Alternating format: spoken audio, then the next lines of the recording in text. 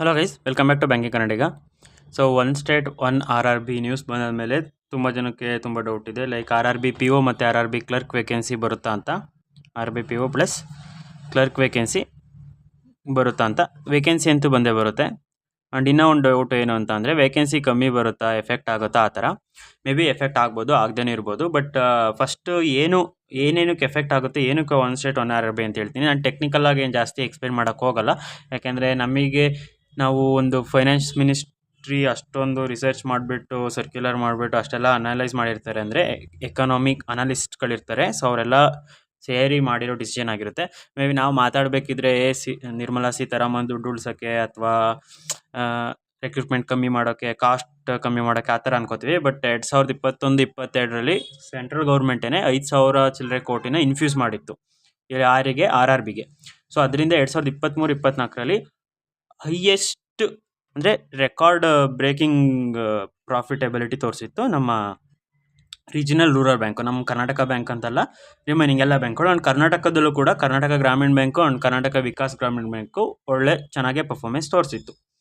So ಈಗ ಅದು ಬಿಡೋಣ. ಈಗ ಒನ್ ಸ್ಟೇಟ್ ಒನ್ RRB ಏನಕ್ಕೆ ಅಂದರೆ ಅಡ್ಮಿನಿಸ್ಟ್ರೇಷನ್ ಕಾಸ್ಟು ಅದು ಕಮ್ಮಿ ಆಗುತ್ತೆ. ಸೊ ಅಡ್ಮಿನಿಸ್ಟ್ರೇಷನ್ ಕಾಸ್ಟ್ ಏನು ಅಂತ ಅಂದರೆ, ಈಗ ಹೈಯರ್ ಅಥಾರಿಟೀಸ್, ಈಗ ಒಂದು ಬ್ಯಾಂಕು, ಈಗ ಕರ್ನಾಟಕ ಗ್ರಾಮೀಣ ಬ್ಯಾಂಕ್ ಅಂದರೆ ಅದರಲ್ಲಿ ಯಾರ್ಯಾರು ಇರ್ತಾರೆ, ಚೇರ್ಮನ್ ಇರ್ತಾರೆ, ಬೋರ್ಡ್ ಆಫ್ ಡೈರೆಕ್ಟರ್ಸ್ ಇರ್ತಾರೆ ಅಂತ ಅಂದ್ಕೊಳ್ಳಿ. ಸೊ ಅವ್ರ ಸ್ಯಾಲ್ರಿ ಅಥವಾ ಅವ್ರದ್ದು ಇನ್ಫ್ರಾಸ್ಟ್ರಕ್ಚರು, ಅವರಿಗೆ ಮೇನ್ ಬ್ರ್ಯಾಂಚು ಅಂತಂದರೆ ತುಂಬ ಅಡ್ಮಿನಿಸ್ಟ್ರೇಷನ್ ಮತ್ತು ಅದು ಪ್ರೊಸೆಸ್ ಏನೇನಾಗಬೇಕು ಫ್ರಮ್ ಅವರಿಂದ ಕಸ್ಟಮರಿಗೆ ಸರ್ವಿಸ್ ಆಗೋವರೆಗೂ ಏನು ಚಾರ್ಜಸ್ ಇರುತ್ತೆ, ಅದು 2 ಬ್ಯಾಂಕ್ಸ್ ಇದ್ದರೆ, 2 ಡಿಫ್ರೆಂಟ್ ಆರ್ಗನೈಸೇಷನ್ ಇದ್ದರೆ ಆ ಕಾಸ್ಟ್ಗೂ ಒನ್ ಆರ್ಗನೈಸೇಷನ್ ಇರೋ ಕಾಸ್ಟ್ಗೂ ಎಫೆಕ್ಟಿವ್ ಇರುತ್ತೆ. ಆ್ಯಂಡ್ ಎಫಿಷಿಯನ್ಸಿ ಇನ್ಕ್ರೀಸ್ ಮಾಡೋಕ್ಕೆ ಒಬ್ಬರೇ, ಈಗ ನಬಾರ್ಡು ಇಬ್ಬರನ್ನ ಸೂಪರ್ವೈಸ್ ಮಾಡೋದು ಹೆಂಗಿರುತ್ತೆ, ಅಥವಾ ಒಬ್ಬರನ್ನ ಸೂಪರ್ವೈಸ್ ಮಾಡೋದು ಹೆಂಗಿರುತ್ತೆ. ಫಾರ್ ಎಕ್ಸಾಂಪಲ್, ಈಗ ಒಬ್ಬರು ಟೀಚರು 2 ಕ್ಲಾಸ್ನ, ಕ್ಲಾಸ್ A ಕ್ಲಾಸ್ B ಅಂತ 2 ಸೆಕ್ಷನ್ನ ನೋಡ್ಕೊಳ್ಳೋದು ಹೆಂಗಿರುತ್ತೆ, ಅಥವಾ ಅವರಿಬ್ಬರೂ ಒಂದೇ ಸೆಕ್ಷನಿಗೆ ಹಾಕೊಂಡು ನೋಡ್ಕೊಳ್ಳೋದು ಹೆಂಗಿರುತ್ತೆ.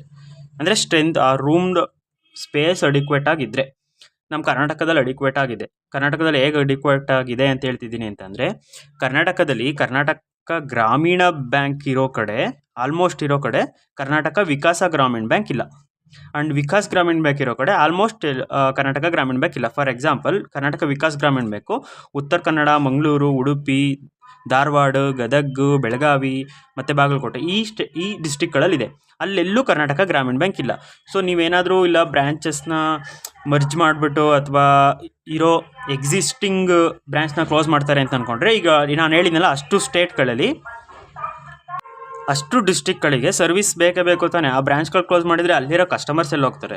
ಸೊ ಆ ಬ್ರ್ಯಾಂಚ್ಗಳಂತೂ ಕ್ಲೋಸ್ ಆಗಲ್ಲ. ಮೇ ಬಿ 1-2 ಆಗ್ಬೋದೇನು, ತೀರಾ ಪ್ರಾಫಿಟೇಬಲ್ ಇಲ್ಲದೆ ಇರೋ ಆ ಥರದ್ದು. ಬಟ್ ನನ್ನ ಪ್ರಕಾರ ಬ್ರ್ಯಾಂಚಸ್ ಅಂತೂ ಕ್ಲೋಸ್ ಆಗಲ್ಲ. ಜಸ್ಟ್ ಅಮಾಲ್ಗಮೇಷನ್ ಆಗ್ತಿದೆ. ಆ್ಯಂಡ್ ಮರ್ಜರ್ಗೂ ಅಮಾಲ್ಗಮೇಷನ್ಗೂ ತುಂಬ ಡಿಫ್ರೆನ್ಸ್ ಇದೆ. ಸೊ ಇದು ಗೊತ್ತಾಯ್ತು ಅನ್ಕೋತೀನಿ. ಏನಕ್ಕೆ ಅಂತ ಅಂದರೆ, ನಮ್ಮ ಸ್ಟೇಟಲ್ಲಿ ಎಕ್ಸ್ಪೆಷಲಿ ವಿಕಾಸ ಗ್ರಾಮೀಣ ಬ್ಯಾಂಕ್ ಇರೋ ಕಡೆ ಗ್ರಾಮೀಣ ಬ್ಯಾಂಕ್ ಇಲ್ಲ, ಗ್ರಾಮೀಣ ಬ್ಯಾಂಕ್ ಇರೋ ಕಡೆ ವಿಕಾಸ ಗ್ರಾಮೀಣ ಬ್ಯಾಂಕ್ ಇಲ್ಲ. ಎಲ್ಲ ಒಂದೊಂದು ಕಡೆ ಇರ್ಬೋದೇನೋ. ಬಟ್ ನಾನು ಹೇಳಿದ್ನಲ್ಲ, ಅಷ್ಟು ಡಿಸ್ಟಿಕ್ಕಲ್ಲೂ ಒಂದು ಬ್ರ್ಯಾಂಚ್ ಕೂಡ ಇಲ್ಲ ಇವ್ರದ್ದು. ಸೊ ಅದು ಕ್ಲಿಯರ್ ಆಯಿತು ಅನ್ಕೋತೀನಿ. ಅದು ಬಿಟ್ಟರೆ ನೆಕ್ಸ್ಟು ಬೆಟರ್ ಸರ್ವಿಸ್ ಕೊಡೋಕ್ಕೆ ಕಸ್ಟಮರ್ಗೆ ಆ್ಯಂಡ್ ಮಿನಿಮೈಸ್ ಕಾಂಪಿಟೇಷನ್ ಹೇಗೆ ಅಂತಂದರೆ, ಈಗ ಗ್ರಾಮೀಣ ಬ್ಯಾಂಕ್ ಇರುತ್ತೆ, ವಿಕಾಸ್ ಗ್ರಾಮೀಣ ಇರುತ್ತೆ, ಇವ್ರ ಡಿಸ್ಟಿಕ್ ಹೋಗ್ಬೇಕು, ಓಪನ್ ಮಾಡಬೇಕು ಅಂತ ಇರುತ್ತೆ ನಾವು ಬ್ರಾಂಚಸ್. ಅಥವಾ ಕಾಂಪಿಟೇಷನ್ ಪಬ್ಲಿಕ್ ಸೆಕ್ಟರಲ್ಲಿ ಹೆಂಗೆ ಅಂತಂದರೆ, ನಾನು FD ಇವರೇನಾದ್ರು 7.2% ಕೊಟ್ಟರೆ ನಾನು 7.1% ಕೊಡ್ತೀನಿ. ಸೊ ಈ 1% ನಮಗೆ ಕಮ್ಮಿ ಹೆಂಗೆ ಕಾಣಿಸ್ಬೋದು, ಬಟ್ ಹ್ಯೂಜ್ ಅಮೌಂಟ್ ಅದು ತಗೊಂಡಾಗ ಅದು ತುಂಬ ಜಾಸ್ತಿ ಆಗುತ್ತೆ. ಸೊ ಈ ಥರ ಕಾಂಪಿಟೇಷನ್ ಕಾಸ್ಟು ಅಥವಾ ಬೇರೆ ಕಾಂಪಿಟೇಷನ್ಸ್ ಇರುತ್ತೆ. ನಾನು ಜಸ್ಟ್ ನಾರ್ಮಲಾಗಿ ಎಕ್ಸ್ಪ್ಲೇನ್ ಮಾಡ್ತಿದ್ದೀನಿ ಅಷ್ಟೇ. ಆ್ಯಂಡ್ ಫಸ್ಟ್ ಈಗ ಮರ್ಜರು ಮತ್ತು ಅಮಾಲ್ಗಮೇಷನ್ ಡಿಫ್ರೆನ್ಸ್ ತಿಳ್ಕೊಳ್ಳೋಣ. ಮರ್ಜರ್ ಅಂತಂದರೆ ಎಕ್ಸಿಸ್ಟಿಂಗ್ ಕಂಪ್ನಿ, ಈಗ ಕಂಪ್ನಿ AB ಅಂತ ಇದ್ದರೆ, ABಗೆ ಮರ್ಜರ್ ಆದರೆ, ಏದು ಜಾಸ್ತಿ ಏನಾದ್ರು ಶೇರ್ ಕ್ಯಾಪಿಟಲ್ ಅಥವಾ ಇಕ್ವಿಟಿ ರೇಷೋ ಅಥವಾ ಇದ್ರದ್ದು ಏನಾದ್ರು ಶೇರ್ ಜಾಸ್ತಿ ಇದ್ದರೆ ಆ ಕಂಪ್ನಿ ಮತ್ತೆ A ಅಂತಲೇ ನೇಮ್ ಮಾಡ್ತಾರೆ. ಇದು ಮರ್ಜರು. ಓಕೆನಾ. ಮರ್ಜರ್ ಆದಾಗ ಏನು ಎಂಪ್ಲಾಯೀಸ್ನ ಲೇ ಆಫ್ ಮಾಡ್ತಾರೆ, ಅಥವಾ ರಿಕ್ರೂಟ್ಮೆಂಟ್ ಕಮ್ಮಿ ಆಗುತ್ತೆ, ಅಥವಾ ನ್ಯೂ ರಿಕ್ರೂಟ್ಮೆಂಟ್ನ ತಗೋತಾರೆ. ಬಟ್ ಅಮಾಲ್ಗಮೇಷನ್ ಅಂತ ಏನು ಅಂತಂದರೆ, ಕಂಪ್ಲೀಟಾಗಿ ನ್ಯೂ ಒನ್ ಆಗುತ್ತೆ. A+B ಇದ್ದು D ಆಗೋಗುತ್ತೆ, ಅಥವಾ ಏನೋ ಡಿನೋ ಸಿನೋ ಆಗುತ್ತೆ. A+B ಎಕ್ಸಿಸ್ಟಿಂಗ್ 2 ಕಂಪ್ನಿಗಳನ್ನ ಅಮಾಲ್ಗಮೇಟ್ ಮಾಡಿಬಿಟ್ಟು ಹೊಸ ನ್ಯೂ ಎಕ್ಸಿಸ್ಟಿಂಗ್ ಕಂಪ್ನಿ ಮಾಡ್ತಾರೆ. ಈ ಕೇಸಲ್ಲಿ ಬ್ಯಾಂಕು, ಫಾರ್ ಎಕ್ಸಾಂಪಲ್ ಕರ್ನಾಟಕ ಗ್ರಾಮೀಣ ಬ್ಯಾಂಕು ಅಮಾಲ್ಗಮೇಷನ್ ಆಯ್ತಲ್ಲ, ಲಾಸ್ಟ್ ಟೈಮ್ ಆಗಿದ್ದು ಮೇ ಬಿ 2022ರಲ್ಲಿ 2020ರಲ್ಲೋ 18ರಲ್ಲೋ ಇರಬೇಕು. 2019ರಲ್ಲಿ ಆಗಿದ್ದು ಪ್ರಗತಿ ಕೃಷ್ಣ ಗ್ರಾಮೀಣ ಬ್ಯಾಂಕು ಮತ್ತು ಕಾವೇರಿ ಗ್ರಾಮೀಣ ಬ್ಯಾಂಕು 2 ಅಮಾಲ್ಗಮೇಟ್ ಆಗಿಬಿಟ್ಟು ಕರ್ನಾಟಕ ಗ್ರಾಮೀಣ ಬ್ಯಾಂಕ್ ಆಗಿದ್ದು. ಸೊ ಅವಾಗಲೂ ಅಷ್ಟೇ ಎಲ್ಲೋ ಒಂದು ಕಡೆ ನಾನಿರೋ ಸಿಟಿಲಿ ಒಂದು ಕಡೆ ಕಾವೇರಿ ಕೃಷ್ಣ ಬ್ಯಾಂಕ್ ಕ್ಲೋಸ್ ಆಯ್ತು ಅಷ್ಟೇ. ಬಟ್ ಇನ್ನೊಂದು ಕಡೆ ಏನೇನಿತ್ತು ಅದೆಲ್ಲ ಹಾಗೇನೆ ಔಟ್ ಆಫ್ 10-15 ಬ್ರಾಂಚಸಲ್ಲಿ ಒಂದು ಬ್ರಾಂಚ್ ಮಾತ್ರ ಕ್ಲೋಸ್ ಆಗಿದ್ದು. ಬಟ್ ಅಲ್ಲಿ ಎಂಪ್ಲಾಯೀಸ್ಗೂ ಏನು ಎಫೆಕ್ಟ್ ಆಗಲಿಲ್ಲ ಆ್ಯಂಡ್ ಏನೂ ಆಗಲಿಲ್ಲ. 2019ರಲ್ಲಿ ಆಗಿದ್ದು. ಆ್ಯಂಡ್ ಆ ವರ್ಷ 2019ರಲ್ಲಿ ಅಮಾಲ್ಗಮೇಟ್ ಆದಾಗ ವೇಕೆನ್ಸಿ ಆ್ಯಕ್ಚುಲಿ 200ಗೆ ಬಂತು. ಅದ್ರ ಹಿಂದೆನೂ ಅಷ್ಟೇ ಅದೇ ರೇಂಜಲ್ಲಿ ಇತ್ತು, 200, 250 ಅಥವಾ 300 ಇತ್ತು. ನಾನು ಅದ್ರದ್ದು ಫುಲ್ 2019, 20, 21, 22 ಎಲ್ಲದೂ ನೋಟಿಫಿಕೇಶನ್ ಡೌನ್ಲೋಡ್ ಮಾಡಿಕೊಂಡು ವೇಕೆನ್ಸಿ ನೋಡ್ತಿದ್ದೀನಿ. ಅದು ಎಫೆಕ್ಟ್ ಆಗಿರೋಂಗೆ ಕಾಣುತ್ತೆ. ಬಟ್ ತುಂಬ ಜನ ಅದು ಅಮಾಲ್ಗಮೇಟ್ ಆಗಿರೋದಕ್ಕೆ ಎಫೆಕ್ಟ್ ಆಗಿರೋದು ಅಂತ ಅನ್ಕೋತೀವಿ. ಬಟ್ ವೇಕೆನ್ಸಿ ಎಫೆಕ್ಟ್ ಆಗೋದು ಯಾವಾಗ ಅಂತ ಅಂದರೆ ನನಗೆ ಗೊತ್ತಿರೋ ನಾಲೆಡ್ಜ್ ಪ್ರಕಾರ ವೇಕೆನ್ಸಿಗೆ ಎಫೆಕ್ಟ್ ಆಗೋದು ರಿಟೈರ್ಮೆಂಟ್ಸ್ ಎಷ್ಟು ಜನ ಆಗ್ತಾರೆ, ಅದು ಪ್ರಮೋಷನ್ಸ್ ಎಷ್ಟು ಜನ ಪ್ರಮೋಟ್ ಆಗ್ತಾರೆ ಬೇರೆ ಬೆಂಚಿಗೆ. ಆಫೀಸರ್ ಸ್ಕೇಲ್ 1 ಇರೋರು ಪ್ರಮೋಟ್ ಆಗ್ತಾರೆ ಆ್ಯಂಡ್ ಕ್ಲರಿಕಲ್ ಲೆವೆಲ್ ಇರೋರು ಆಫೀಸರ್ ಲೆವೆಲಿಗೆ ಪ್ರಮೋಟ್ ಆಗ್ತಾರೆ. ಸ್ಕೇಲ್ 1, ಸ್ಕೇಲ್ 2 ಆಗ್ತಾರೆ, ಸ್ಕೇಲ್ 2, ಸ್ಕೇಲ್ 3 ಆಗ್ತಾರೆ. ಸೊ ಆ ಥರ ಪ್ರಮೋಷನ್ ಆದಾಗ ಅವ್ರದ್ದು ವೇಕೆನ್ಸಿ ಇರುತ್ತಲ್ಲ, ಸೊ ಆ ವೇಕೆನ್ಸಿ ಖಾಲಿ ಆಗುತ್ತೆ. ಅದು ಬಿಟ್ಟರೆ ನ್ಯೂ ಬ್ರಾಂಚಸ್ ಏನಾದ್ರು ಹೊಸ್ದಾಗಿ ಓಪನ್ ಆಗ್ತಿದೆಯಾ ಅದ್ರ ಮೇಲೆ ಡಿಪೆಂಡ್ ಆಗುತ್ತೆ. ಆ್ಯಂಡ್ ಮ್ಯಾನ್ ಪವರು, ಬ್ರಾಂಚಸಲ್ಲಿ ಮ್ಯಾನ್ ಪವರ್ ಇದೆಯಾ ಅದ್ರ ಮೇಲೆ. ಫಾರ್ ಎಕ್ಸಾಂಪಲ್ SBIನೇ ತೊಗೊಳ್ಳಿ. SBI ಎಷ್ಟೊಂದು ಬ್ರಾಂಚಸ್ ಇದೆ ಕರ್ನಾಟಕದಲ್ಲಿ, ಬಟ್ ಕ್ಲರಿಕಲ್ಗೆ ಅವ್ರು ಕೊಟ್ಟಿರೋದು 50 ವೇಕೆನ್ಸಿ. ಏನಕ್ಕೆ? ಮ್ಯಾನ್ ಪವರು 130%, ಅಂದರೆ 100 ಜನ ಕೆಲಸ ಮಾಡೋದಕ್ಕೆ ಕರ್ನಾಟಕದಲ್ಲಿ 133 ಜನ ಕ್ಲರಿಕಲ್ ಲೆವೆಲರ್ ಇದ್ದಾರೆ ಅಂತ. ಈ ವರ್ಷ ಮ್ಯಾನ್ ಪವರ್ ಜಾಸ್ತಿ ಇದೆ ಅಂತ ಅಂದ್ಬಿಟ್ಟು ಕ್ಲರಿಕಲ್ ಪೋಸ್ಟ್ ಕಮ್ಮಿ ಆಗಿದ್ದು. ಸೊ ಮ್ಯಾನ್ ಪವರ್ ಕಮ್ಮಿ ಇದ್ದಾಗ ಪೋಸ್ಟ್ ಆ್ಯಕ್ಚುಲಿ ಜಾಸ್ತಿ ಜನನ ಕಾಲ್ ಮಾಡ್ತಾರೆ. For example union bank of ಇಂಡಿಯಾದಲ್ಲಿ ಈಗ ನಮ್ಮ ಕರ್ನಾಟಕ ಸ್ಟೇಟ್ಗೆ 300 ವೇಕೆನ್ಸಿ ಬಂದಿದೆ ಆಫೀಸರ್ ಸ್ಕೇಲ್ 1ಗೆ. ಅವರು ನ್ಯೂ ಬ್ರಾಂಚಸ್ ಓಪನ್ ಮಾಡ್ತಿದ್ದಾರೆ. ಏನೇನೋ ರೊಝು ಬ್ರಾಂಚ್ ಅನ್ಸುತ್ತಾ ಅದು. ಪ್ಲಸ್ ಅವರಿಗೆ ಲೋಕಲ್ ಲ್ಯಾಂಗ್ವೇಜರಲ್ಲಿ ಜಾಸ್ತಿ ಜನ ಇಲ್ವಾ. ನೀವು ಇಂಟರ್ವ್ಯೂಗೆ ಹೋಗಿದ್ರು ಅಥವಾ DVಗೆ ಹೋಗಿದ್ರು ಗೊತ್ತಾಗುತ್ತೆ. ಅದರಲ್ಲೇ ಮೋಸ್ಟ್ ಆಫ್ ದ ಅಫಿಷಿಯಲ್ಸ್ ಎಲ್ಲ ಅದರ್ ಸ್ಟೇಟ್ ಅವರು. ಸೊ ಅವ್ರಿಗೆ ಲೋಕಲ್ ಲ್ಯಾಂಗ್ವೇಜ್ ಅವ್ರು ಬೇಕು, ಅದಕ್ಕೆ ಮ್ಯಾನ್ ಪವರ್ ಬೇಕು. ಅದಕ್ಕೋಸ್ಕರ ಇಷ್ಟು ಜನ ರೆಕ್ರೂಟ್ ಮಾಡ್ತಿದ್ದಾರೆ. ಆ್ಯಂಡ್ ಇನ್ನೂ ಒಂದು ರೆಸಿಗ್ನೇಷನ್ ಕೊಟ್ಟಿರೋರು ಅಥವಾ ಈಗ RRB ಜಾಯ್ನ್ ಆಗಿರ್ತಾರೆ, 2 ವರ್ಷ 3 ವರ್ಷ ವರ್ಕ್ ಮಾಡ್ತಾರೆ, ಎಕ್ಸ್ಪೀರಿಯನ್ಸ್ ತೊಗೊಂಡ್ಬಿಟ್ಟು ಪ್ರೈವೇಟ್ ಸೆಕ್ಟರ್ ಬ್ಯಾಂಕಿಗೆ ಹೋಗ್ತಾರೆ. ಏನಕ್ಕೆ ಹೋಗ್ತಾರೆ ಅಂತಂದರೆ ಪ್ಯಾಕೇಜ್ ವೈಸು ಹೈಯರ್ ಪೋಸ್ಟ್ ಹೋಗ್ತಾ ಪ್ರೈವೇಟ್ ಸೆಕ್ಟರಲ್ಲಿ ಪ್ಯಾಕೇಜ್ ಜಾಸ್ತಿ ಇರುತ್ತೆ. ಈಗ ಫಾರ್ ಎಕ್ಸಾಂಪಲ್ ನೀವು SBI ಚೇರ್ಮನ್ ಸ್ಯಾಲ್ರಿ ನೋಡಿ, ಆಕ್ಸಿಸ್ ಬ್ಯಾಂಕ್ ಚೇರ್ಮನ್ದು CEO ಸ್ಯಾಲ್ರಿ ನೋಡಿ. ಸೊ ಇವ್ರದೇ ಜಾಸ್ತಿ ಇರುತ್ತೆ ಇವ್ರಿಗಿಂತ. ಯಾಕೆಂದರೆ ಅದು ಪ್ರೈವೇಟ್ ಸೆಕ್ಟರ್, ಅಂದರೆ ಹೈಯರ್ ಲೆವೆಲ್ ಹೋಗ್ತಾ ಪ್ರೈವೇಟ್ ಸೆಕ್ಟರಲ್ಲಿ ಸ್ಯಾಲ್ರಿ ಜಾಸ್ತಿ ಆಗುತ್ತೆ. ಬಟ್ ಜಾಬ್ ಸೆಕ್ಯೂರಿಟಿ ವೈಸ್ ಹೋದರೆ ಪಬ್ಲಿಕ್ ಸೆಕ್ಟರ್ ಬ್ಯಾಂಕು. ಅದು ಬಿಟ್ಟರೆ ಪ್ರಾಫಿಟಬಿಲಿಟಿ. ಸೊ ಪ್ರಾಫಿಟಬಿಲಿಟಿ ಹೇಗೆ ಅಂತ ಹೇಳ್ತೀನಿ ನೋಡಿ. ಈಗ ನಂಬರ್ ಆಫ್ ಬ್ರಾಂಚಸ್ಗೂ ಪ್ರಾಫಿಟಬಿಲಿಟಿಗೂ ಸಂಬಂಧ ಇಲ್ಲ. ಜಾಸ್ತಿ ಬ್ರಾಂಚ್ ಇದ್ದರೆ ಜಾಸ್ತಿ ಪ್ರಾಫಿಟ್ ಆಗಲಾಗುತ್ತೆ ಅಂತ ಅನ್ಕೊಳ್ಳೋಕ್ಕಾಗಲ್ಲ. ಆ್ಯಂಡ್ ವೇಕೆನ್ಸಿ ಕೂಡ ಜಾಸ್ತಿ ಬ್ರಾಂಚ್ ಇದ್ದರೆ ಜಾಸ್ತಿ ವೇಕೆನ್ಸಿ ಕೊಡ್ತಾರೆ, ಅಥವಾ ಜಾಸ್ತಿ ಬ್ಯಾಂಕ್ಗಳಿದ್ರೆ. ಈಗ ನಮ್ಮ ಸ್ಟೇಟಲ್ಲಿ 2 ಬ್ಯಾಂಕ್ ಇದೆ. ಒಂದು ಬ್ಯಾಂಕ್ ಆಗಿದ ತಕ್ಷಣ ವೇಕೆನ್ಸಿ ಕಮ್ಮಿ ಆಗಿಬಿಡುತ್ತೆ ಅಂತ ಅಲ್ಲ. ಫಾರ್ ಎಕ್ಸಾಂಪಲ್ ಆಂಧ್ರ ಪ್ರದೇಶಲ್ಲಿ 4 RRB ಇದ್ದಾವೆ. ಸೊ ಅವ್ರದ್ದು ಯಾವಾಗಲೂ ವೇಕೆನ್ಸಿ ನಮ್ಮ 2 ಬ್ಯಾಂಕಿಂದ ಏನು ವೇಕೆನ್ಸಿ ಕೊಡುತ್ತೆ ಅದಕ್ಕಿಂತ ಕಮ್ಮಿ. ಆ್ಯಂಡ್ ಪ್ರಾಫಿಟಬಿಲಿಟಿ ಕೂಡ ಕಂಪೇರ್ ಮಾಡಿದರೆ ಕಮ್ಮಿ. ಸೊ ಅದಕ್ಕೆ ಅವ್ರದ್ದು ವೇಕೆನ್ಸಿ ಪ್ರತಿ ವರ್ಷ ನಮ್ಮ ಸ್ಟೇಟಿಗಿಂತ ಆಲ್ಮೋಸ್ಟ್ ಎಲ್ಲ ಕಂಪೇರ್ ಮಾಡಿದರೆ ಕಮ್ಮಿ ಇರುತ್ತೆ. ಸೊ ಇಟ್ ಮೀನ್ಸ್ ಎಷ್ಟು ಬ್ಯಾಂಕ್ಗಳಿದ್ದಾವೆ ಅನ್ನೋದಕ್ಕಿಂತ ನಮ್ಮ ಬ್ಯಾಂಕ್ಗಳು ಹೇಗೆ ಪರ್ಫಾರ್ಮೆನ್ಸ್ ಕೊಡ್ತಿದೆ, ಹೇಗೆ ಪ್ರಾಫಿಟಬಿಲಿಟಿ ಇದೆ ಅದ್ರ ಮೇಲೆ ಡಿಪೆಂಡ್ ಆಗುತ್ತೆ. ಯಾಕೆಂದರೆ ಪಬ್ಲಿಕ್ ಸೆಕ್ಟರ್ ಬ್ಯಾಂಕಲ್ಲಿ ಸ್ಯಾಲ್ರಿ ಕೊಡೋದು ಎಂಪ್ಲಾಯೀಸ್ಗೆ ಪ್ರಾಫಿಟ್ ಅಮೌಂಟಿಂದ. ಆ್ಯಂಡ್ ನಮ್ಮ ಸ್ಟೇಟಲ್ಲಿರೋ ಕರ್ನಾಟಕ ಗ್ರಾಮೀಣ bank already second position, largest by capital, second position in India. All over ಇಂಡಿಯಾದಲ್ಲಿ ಲಾರ್ಜೆಸ್ಟ್ ಇರುತ್ತೆ. ಅಂದರೆ ಬಿಸ್ನೆಸ್ ವೈಸು ಕರ್ನಾಟಕ ಗ್ರಾಮೀಣ ಬ್ಯಾಂಕ್ ಆಲ್ರೆಡಿ ಲಾರ್ಜೆಸ್ಟ್ ಇದೆ. ಸೊ ಕರ್ನಾಟಕ ವಿಕಾಸ್ ಗ್ರಾಮೀಣ ಬ್ಯಾಂಕು ಸೇರಿಕೊಂಡ್ರೆ ಇನ್ನೂ ಜಾಸ್ತಿ ಆಗುತ್ತೆ.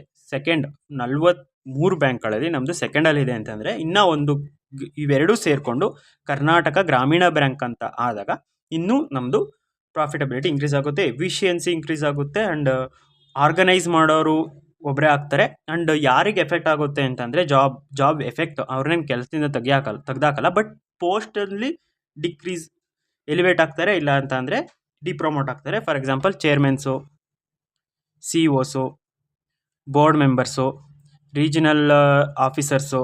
ಸೊ ಈಗ ಒಂದು ಬ್ಯಾಂಕ್ ಆದಾಗ 2 ಬ್ಯಾಂಕಲ್ಲಿ 2 ರೀಜನಲ್ ಆಫೀಸರ್ ಬಿಟ್ಟಾಕಿ. ಯಾಕೆಂದರೆ ಅವರು ನಮ್ಮ ವಿಕಾಸ ಗ್ರಾಮೀಣ ಬ್ಯಾಂಕ್ ಇರೋ ಕಡೆ ಗ್ರಾಮೀಣ ಬ್ಯಾಂಕ್ ಇಲ್ಲ. So regional office may be ಅವರೇ ಅದೇ ಪೋಸ್ಟಲ್ಲಿ ಇರ್ಬೋದು. ಬಟ್ ಈ ಪೋಸ್ಟ್ಗಳೆಲ್ಲ ಒಂದಿಗೆ ಬರುತ್ತೆ. ಈಗ ಒಂದೇ ಬ್ಯಾಂಕಿಗೆ 2 ಚೇರ್ಮನ್ನ, 2 CEO ಆ ಥರ ಇಟ್ಕೊಳ್ಳೋಕ್ಕಾಗಲ್ಲ. ಅಥವಾ 4 ಜನ ಬೋರ್ಡ್ ಆಫ್ ಎಕ್ಸಿಕ್ಯೂಟಿವ್ ಇದ್ದವ್ರನ್ನ, ಈಗ ಇಲ್ಲಿ 4 ಜನ ಇದ್ದಾರೆ, 8 ಜನ ಬೋರ್ಡ್ ಆಫ್ ಎಕ್ಸಿಕ್ಯೂಟಿವ್ ಆ ಥರ ಮಾಡೋಕ್ಕಾಗಲ್ಲ. ಇದು ಎಕ್ಸಾಂಪಲ್ ಅಷ್ಟೇ, 4 ಇದ್ದಾರೆ ಅಂತ ಹೇಳ್ತಿಲ್ಲ. ಸೊ ಅವರಿಗೆ ಜಾಬ್ ಸೆಕ್ಯೂರಿಟಿ ಅಂದರೆ ಜಾಬ್ ಇರುತ್ತೆ, ಬಟ್ ಅವ್ರದ್ದು ಪೋಸ್ಟಿಂಗ್ ಚೇಂಜ್ ಆಗುತ್ತೆ. ಬಟ್ ನೆಕ್ಸ್ಟ್ ರೆಕ್ರೂಟ್ಮೆಂಟ್ ಏನಿದೆ ನಮಗೆ RRB PO, RRB ಕ್ಲರ್ಕಿಗೆ ಅಷ್ಟು ಎಫೆಕ್ಟ್ ಆಗಲ್ಲ. ಯಾಕೆಂದರೆ ಇದು ಮರ್ಜರ್ ಅಲ್ಲ, ಅಮಾಲ್ಗಮೇಷನ್ನು.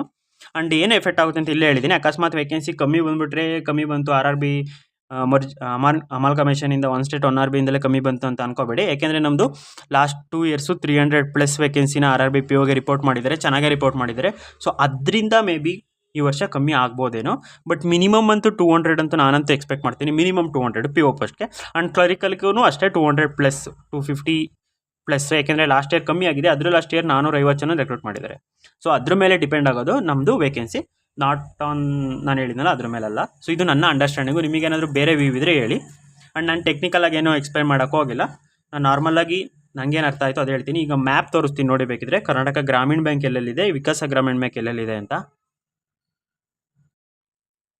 ಸೊ ಇಲ್ಲೇ ನೋಡಿ, ನಾನಿದು ಮ್ಯಾಪ್ ಡಿಸ್ಟಿಕ್ ನೇಮ್ ತೋರಿಸಿದ್ದೆಲ್ಲ ಕಲರಿಂಗ್ ಇರೋದು ಅದೆಲ್ಲ ಗ್ರಾಮೀಣ ಬ್ಯಾಂಕ್ ಇರೋ ಬ್ರಾಂಚಸ್ಗಳು. ಸೊ ಇನ್ನು ಉಳಿದಿರೋ ಪ್ಲೇಸಲ್ಲೆಲ್ಲ ವಿಕಾಸ ಗ್ರಾಮೀಣ ಬ್ಯಾಂಕ್ ಇರೋದು. ಸೊ ಇದರಲ್ಲೂ ಮೇ ಬಿ ಒಂದು 2-3 ಕಡೆ ವಿಕಾಸ್ ಗ್ರಾಮೀಣ ಬ್ಯಾಂಕ್ ಇರ್ಬೋದು. ಬಟ್ ಕಂಪ್ಲೀಟಾಗಿ ಈ ಏರಿಯಾ ಏನಿದೆ, ಈ ಏರಿಯಾ ಮತ್ತು ಈ ಏರಿಯಾ, ಇಲ್ಲಿ ಗ್ರಾಮೀಣ ಬ್ಯಾಂಕ್ ಇಲ್ಲ, ಕರ್ನಾಟಕ ಗ್ರಾಮೀಣ ಬ್ಯಾಂಕ್ ಇಲ್ಲ, ವಿಕಾಸ ಗ್ರಾಮೀಣ ಬ್ಯಾಂಕ್ ಇದೆ. ಸೊ ಇವರಿಗೆಲ್ಲರಿಗೂ ಸರ್ವಿಸ್ ಬೇಕು ಅಂತಂದರೆ ಆ ರೀಜನಲ್ಲಿರೋರಿಗೆ ಆ ಬ್ಯಾಂಕಲ್ಲಿ ಇರಲೇಬೇಕು. ಸೊ 2 ಬ್ಯಾಂಕಲ್ಲಿ ಸೇರಿಬಿಟ್ಟು ಒಂದು ಬ್ಯಾಂಕ್ ಆಗ್ತಿದೆ, new bank, like new start ಥರ. ಅಮಾಲ್ಗಮೇಷನ್ ಅಂದರೆ ಅದೇ, ಮರ್ಜರ್ ಅಂದರೆ 2 ಬ್ಯಾಂಕ್ ಇರುತ್ತೆ, ಅದರ ಒಂದು ಇನ್ನೊಂದನ್ನು ಟೇಕ್ ಓವರ್ ಮಾಡಿಬಿಟ್ಟು, ಅಂದರೆ ಶೇರ್ ಕ್ಯಾಪಿಟಲ್ ಎಲ್ಲ ಬೈ ಮಾಡಿಬಿಟ್ಟು ಅದ್ರ ನೇಮ್ ಇಟ್ಕೊಳ್ಳುತ್ತೆ ಆ ಬ್ಯಾಂಕಿಗೆ. ಬಟ್ ಇವಾಗ ನ್ಯೂ ಬ್ಯಾಂಕ್, ನ್ಯೂ ಕ್ಯಾಪಿಟಲ್ ರೇಷು ಆ್ಯಂಡ್ ಎಲ್ಲದು ಹೊಸ್ದಾಗಿ ಅಥರೈಸ್ಡ್ ಕ್ಯಾಪಿಟಲ್ ಎಲ್ಲ ಹೊಸ್ದಾಗಿ ಸರ್ಕ್ಯುಲರೇ ಮೆನ್ಷನ್ ಮಾಡಿದ್ದಾರೆ. ನೀವು ಅದನ್ನೆಲ್ಲ ನೋಡಿ, ನಾನು ಸರ್ಕ್ಯುಲರ್ ಆಲ್ರೆಡಿ ಶೇರ್ ಮಾಡಿದ್ದೀನಿ ಟೆಲಿಗ್ರಾಮ್ ಚಾನಲಲ್ಲಿ. ಸೊ ಈ ರೇಂಜಲ್ಲಿರೋರಿಗೆ ಬ್ರಾಂಚಸ್ ಇರುತ್ತೆ. ಸೊ ವೇಕೆನ್ಸಿ ಕೂಡ ಬಂದೇ ಬರುತ್ತೆ.